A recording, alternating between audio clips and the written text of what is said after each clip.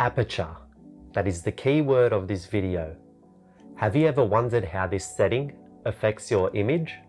Welcome to part 2 of video camera basics. In this video, I will go into detail about this component of the exposure triangle. Aperture is the opening in a lens in which light passes through to enter your camera. A large aperture is considered to be a large opening, allowing more light to enter your camera. And a small aperture is naturally considered to be a smaller opening, allowing less light to enter your camera. Now, the size of the aperture is controlled by a measurement known as the f-stop or f-number. The lower the f-stop, the larger the aperture, and vice versa. Yes, I know, it seems really weird and confusing, doesn't it? Now, the lowest f-number you can select will depend on the capabilities of your lens. More often than not, expensive lenses tend to have higher aperture capabilities than that of cheaper glass. These lenses tend to be more bulky and heavy due to larger glass elements inside the lens. But aperture doesn't only affect the amount of light hitting your sensor,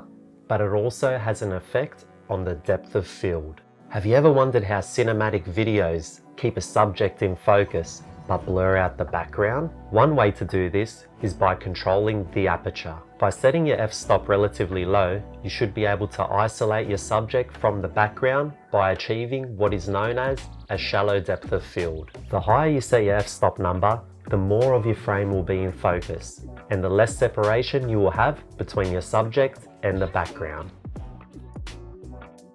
Using a large aperture can be really beneficial in low light situations, such as filming a wedding ceremony in a dimly lit church. A large aperture can also be useful when isolating your subject from the scene. For example, when doing those close, intimate shots of a couple or even just shooting an interview. It can also be beneficial when shooting close-up detail shots for things of significance, such as an engagement ring for a proposal. Using a small aperture can be beneficial when doing those wide establishing shots.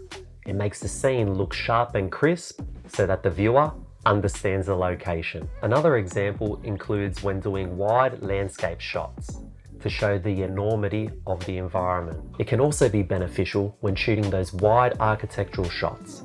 For example, when shooting the outside property for a venue of an event. These are just examples of when to use particular aperture settings, but you can get creative with this particular setting to voice your story.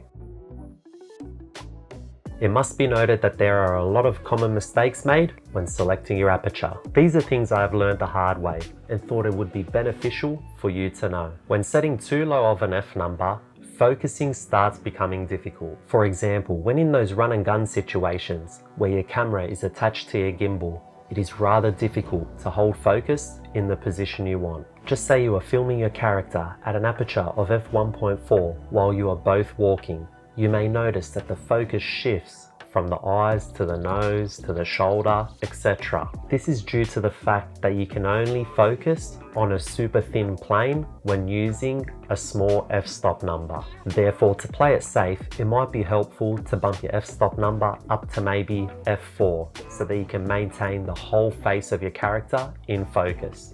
This also allows you more room for error. Another common mistake is that a low f number means a small aperture and vice versa.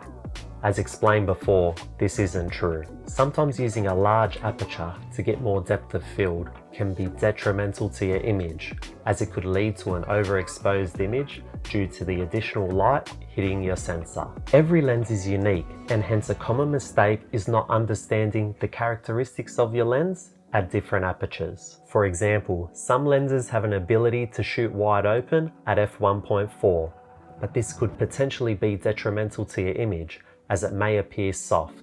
But by bumping it up to possibly maybe f4, your lens could be at its sharpest. Therefore, understanding its characteristics can lead to you creating the perfect image you wish. Now that you have an understanding about how aperture works, use it to your advantage to express your story in the most creative way possible. If you have any questions, please feel free to comment on this video and I will provide feedback personally. If you missed part 1 of video camera basics, please click on the screen here as this will explain shutter speed. If you found this video useful, please like and subscribe to show some support for this channel so I can continue making content for you. Thanks for watching everyone, and I'll see you in the next one.